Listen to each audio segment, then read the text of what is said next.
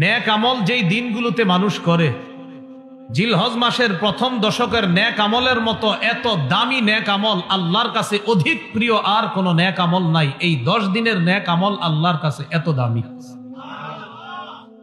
বলেন তো আল্লাহ বলছে কয় মাস সম্মানিত? নবী বলে দিয়েছে কোন 4 মাস। বলেন তো যেই 4 মাস সম্মানিত, ওই 4 মাসের মাঝে আবার বেশি সম্মানিত কোন মাস? জিলহজের মধ্যে আবার কোন 10 দিন বেশি সম্মানিত? প্রথম 10 দিন। আল ফাজরি ওয়া লায়ালিন আশ, ভোর বেলার শপথ এবং 10 রাতের শপথ। আব্দুল্লাহ ইবনে আব্বাস রাদিয়াল্লাহু তাআলা আনহুমা বলেন এই 10 রাত দ্বারা উদ্দেশ্য জিলহজের প্রথম দশক। তাহলে জিলহজ মাসের মধ্যে আবার প্রথম দশক বেশি মর্যাদাপূর্ণ।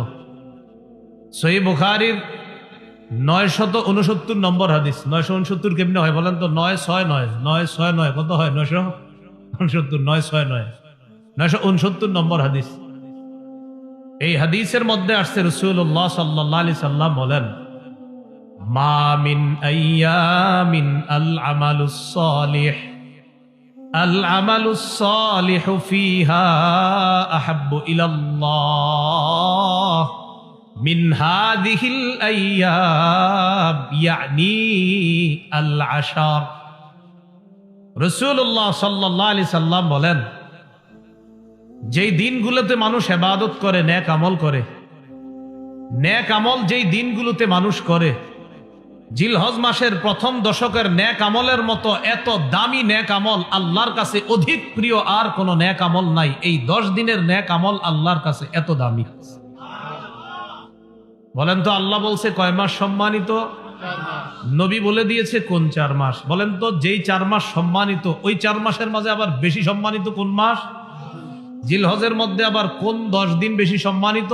প্রথম 10 দিন। এই 10 দিনের মধ্যে আবার কোন দিনটা বেশি সম্মানিত? এই 10 দিনের মধ্যে। এটা আবার হাদিস থেকে জানি চলেন। ইবনে মাজার 3931 নম্বর হাদিস আছে। রাসূলুল্লাহ সাল্লাল্লাহু আলাইহি সাল্লাম বলেন, আলা ওয়া ইন্না আহরামাল আইয়াম ইয়াউমুকুম হাদা। শোনো, দিনের মধ্যে সবচাইতে সম্মানিত দিন, দিনসমূহের মধ্যে সর্বোত্তম দিন হলো এই দিনটা, তথা জিলহজ মাসের 10 তারিখ। জিলহজ মাসের 10 তারিখ। মুসনাদে বাজ্জার হাদিসের একটা কিতাব আছে। এই কিতাবের 1128 নম্বর হাদিসের বর্ণনা। রাসূলুল্লাহ সাল্লাল্লাহু আলাইহি সাল্লাম বলেন, আফজলুল আইয়াম আইয়ামুল আশর, আশরি জিলহিজ্জাহ। রাসূলুল্লাহ সাল্লাল্লাহু আলাইহি সাল্লাম বলেন সর্বোত্তম দিন হলো জিলহজ মাসের প্রথম 10 দিন। আর ইবনে মাজার বর্ণনায় নবী বলেন এই 10 দিনের মধ্যে আবার শ্রেষ্ঠ দিন হলো জিলহজের 10 তারিখ। যারা কোরবানি করব এবং কোরবানি করব না, তাদের জন্য প্রথম করণীয় ছিল চুল নখ না কাটা। এটা যারা কোরবানি করব এবং করব না সবার জন্যই। আবু দাউদ এবং নাসাইর বর্ণনা দ্বারা বোঝা যায় শুধু যারা কোরবানি করবে তাদের জন্য এই আমল, চুল আর নখ না কাটা। নাসাইর আরেকটা বর্ণনা দ্বারা বোঝা যায় যারা কোরবানি করবে না তারাও চুল নখ কাটবে না। তো প্রথম কথা, যারা কোরবানি করবে তারা এই 10 দিন কোরবানির আগ পর্যন্ত চুল নখ কাটবে না। তিরমিজির বর্ণনা 1523 নম্বর হাদিস। এই হাদিসের মধ্যে রাসূলুল্লাহ সাল্লাল্লাহু আলাইহি সাল্লাম বলেন, মান রাআ হিলালা যিল হিজ্জাহ ওয়া আরাদা আন ইউদহিয়া ফালা ইয়াখুযান্না মিন শা'রিহি ওয়া আযফারিহি। যে ব্যক্তি জিলহজ মাসের চাঁদ দেখবে এবং সে যদি কোরবানি দেওয়ার ইচ্ছা করে, সে যেন তার চুল নখ না কাটে, এইগুলা সে যেন না কাটে।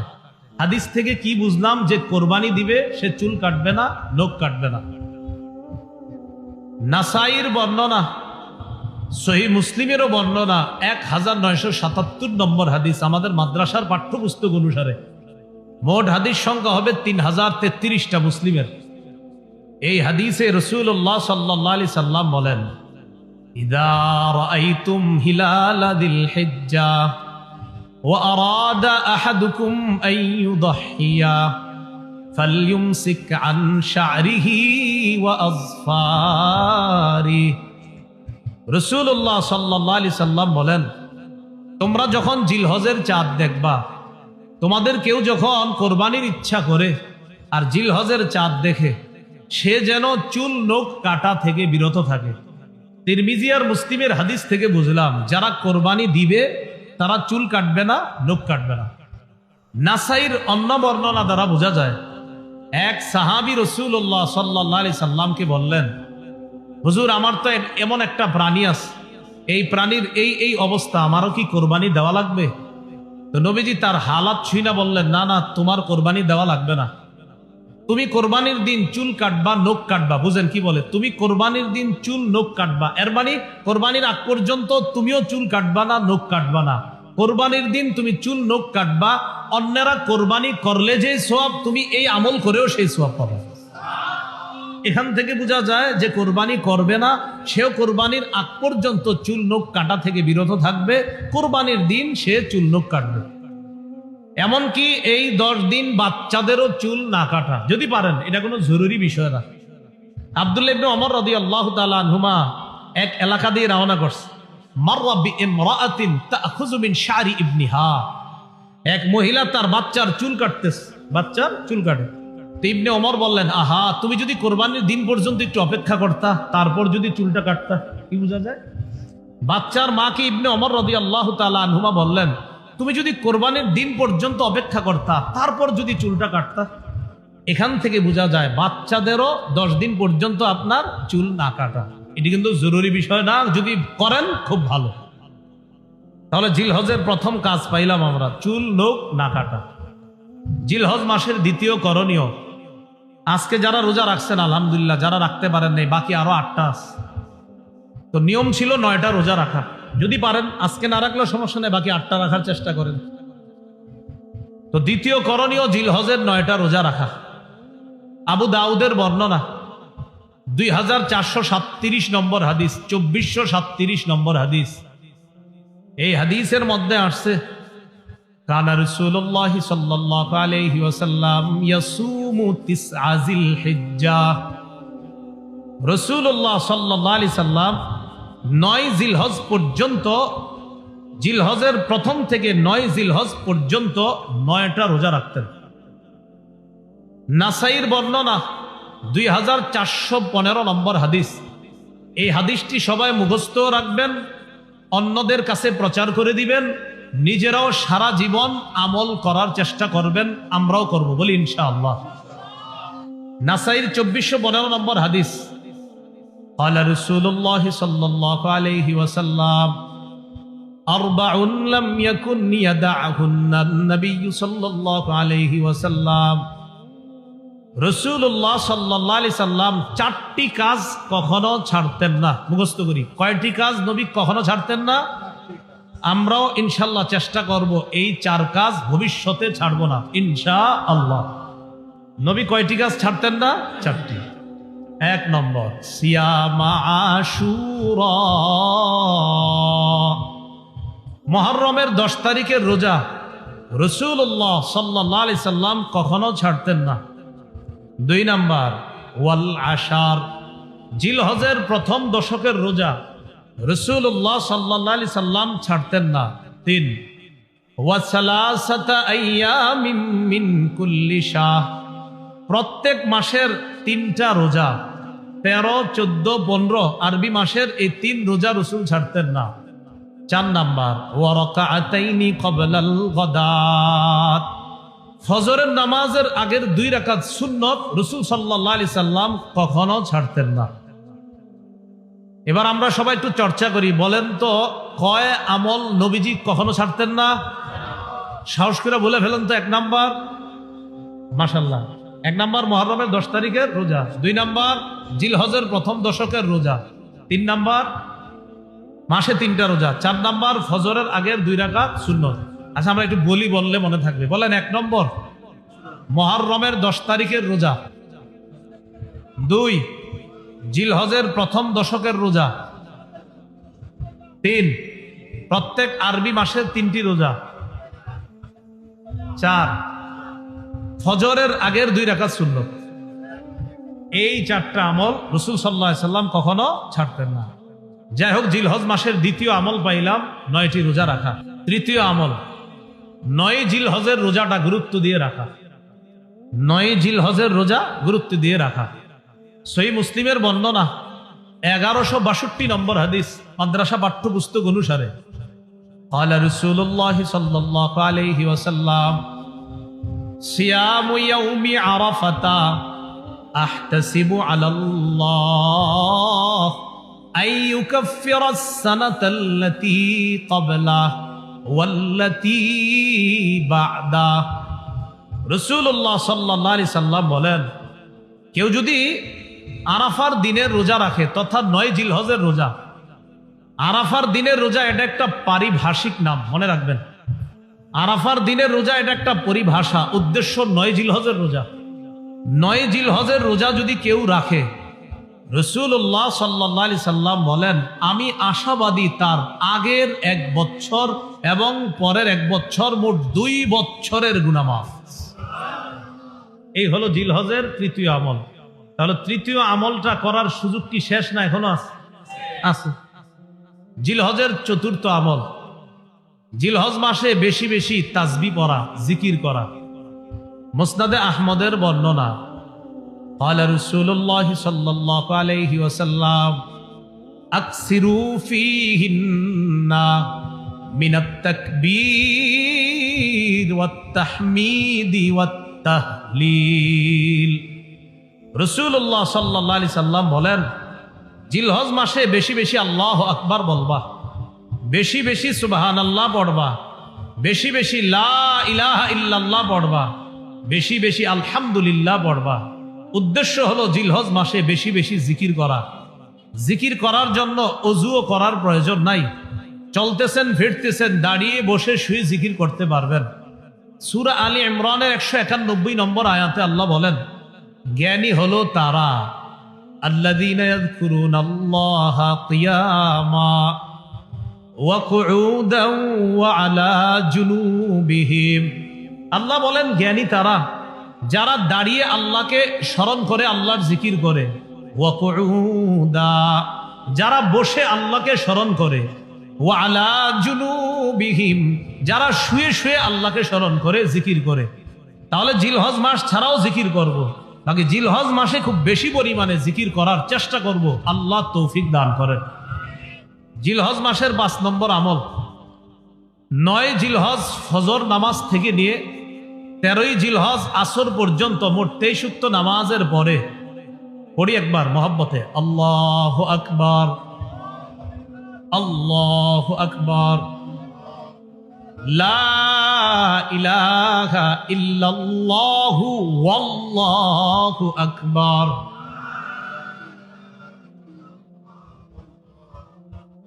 আল্লাহু আকবার। কি বলছি বুঝে আসছে? লা ইলাহা ইল্লাল্লাহু ওয়াল্লাহু আকবার, আল্লাহু আকবার ওয়ালিল্লাহিল হামদ। আল্লাহু আকবার, আল্লাহু আকবার, লা ইলাহা ইল্লাল্লাহু ওয়াল্লাহু আকবার, আল্লাহু আকবার ওয়ালিল্লাহিল হামদ। 9 জিলহজ ফজর থেকে নিয়ে 13 জিলহজ আসর পর্যন্ত পুরুষরা উচ্চ আওয়াজে একবার, নারীরা নিম্ন আওয়াজে একবার পাঠ করবে। এই 23 ওয়াক্ত নামাজের মাঝে কারো কোনো নামাজ যদি কাজা হয়ে যায়, কারো যদি 9 জিলহজ ফজর থেকে নিয়ে 13 জিলহজ আসর পর্যন্ত কোনো ওয়াক্ত নামাজ কাজা হয়, আর ওই কাজা নামাজটা যদি আপনি এই 5 দিনের মধ্যে আদায় করেন, আমি আবারও বলছি, 9 জিলহজ থেকে নিয়ে 13 জিলহজ পর্যন্ত যেই নামাজগুলার পরে তাকবীরে তাশরিক পড়তে হয়, এই নামাজগুলার কোনো এক ওয়াক্ত নামাজ যদি ওজরের কারণে কারো কাজা হয়ে যায়, আপনি কোনো কারণে এক ওয়াক্ত নামাজ কাজা হয়ে গেছে, এর মানে আপনি তাকবীরে তাশরিকটাও দিতে পারেন নাই, নামাজ কাজা মানে তাকবীরও তো দেন নাই। এখন যদি এই 5 দিনের মধ্যে আপনি তাকবীরে তাশরিকের দিনগুলা চলার মধ্যেই যদি ওই ওয়াক্ত নামাজের কাজাটা পড়েন, তাহলে কাজা নামাজের পরে এই তাকবীরটাও পড়তে হবে। আল্লাহ জানে বুঝছেন নি সবাই? আমি আশাবাদী বুঝছেন। এরপরে দৃষ্টান্ত দিই, 9 জিলহজ থেকে 13 জিলহজ পর্যন্ত কথার কথা কারো জোহরের নামাজ কাজা হয়ে গেছে একদিন, এই জোহরের কাজা নামাজটা যদি সে এই 13ই জিলহজের আগেই আদায় করে, তাহলে তার এই নামাজের পরে ওই যে তাকবীরে তাশরিকটা ছুটে গেছিল, এটাও তার আদায় করতে হবে। এবার বুঝে আসছে না সবার? এই হলো আপনার পঞ্চম আমল জিলহজ মাস। জিলহজ মাসের 6 নম্বর আমল কোরবানির দিন কোরবানি করা, তথা 10ই জিলহজ কোরবানি করা। 10ই জিলহজ নফল এবাদতের মধ্যে তথা ফরজ এবাদতের পরে, ফরজ এই জায়গায় নফল মানে উদ্দেশ্য আবার কোরবানি নফল এমন না, ফরজ এবাদতের পরে 10ই জিলহজ রক্ত প্রবাহিত করা আল্লাহর কাছে সবচাইতে শ্রেষ্ঠ এবাদত। আল্লাহর জন্য রক্ত প্রবাহিত করা তথা কোরবানি দেওয়া, এই হলো আপনার 6 নম্বর আমল জিলহজ মাস।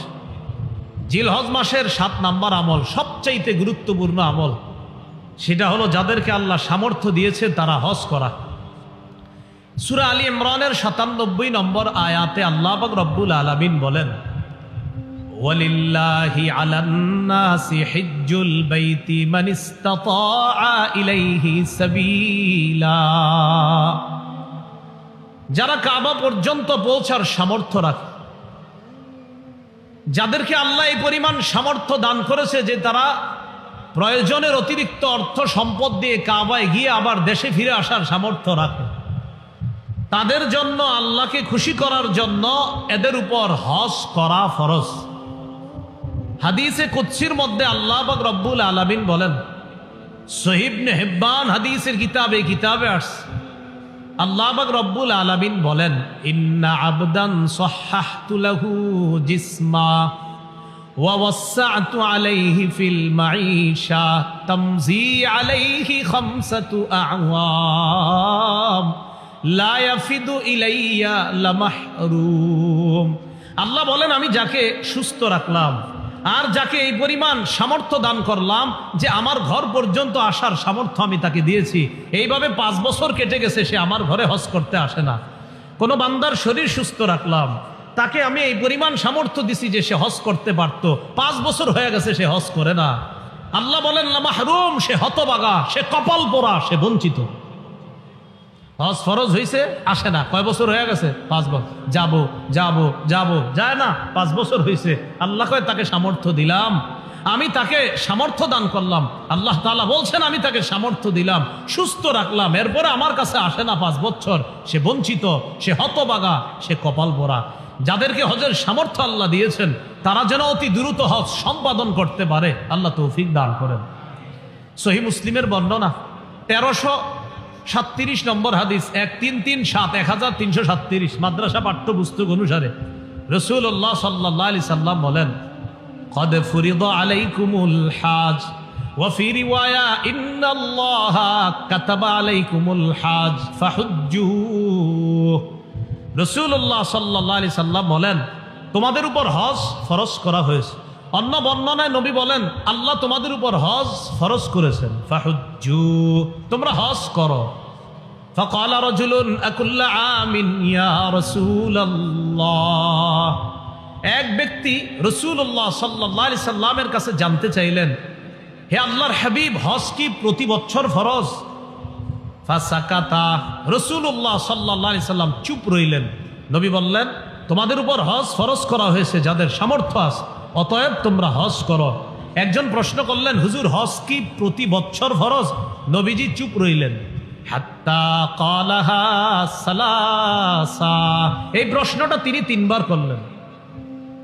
এরপর নবী বললেন, লাউ কুলতু নাআম লাওয়াজাবাত ওয়ালামাস্তাতাতুম, আমি যদি তোমার প্রশ্নের জবাবে বলতাম হ্যাঁ, তুমি যে আমারে 3 বার প্রশ্ন করলা প্রতি বছর হজ ফরজ কিনা, আমি যদি বলে ফেলতাম হ্যাঁ, তাহলে প্রতি বছর সামর্থ্যবানদের জন্য হজ ফরজ হয়ে যেত, আর এটা তোমরা করতে পারতা না।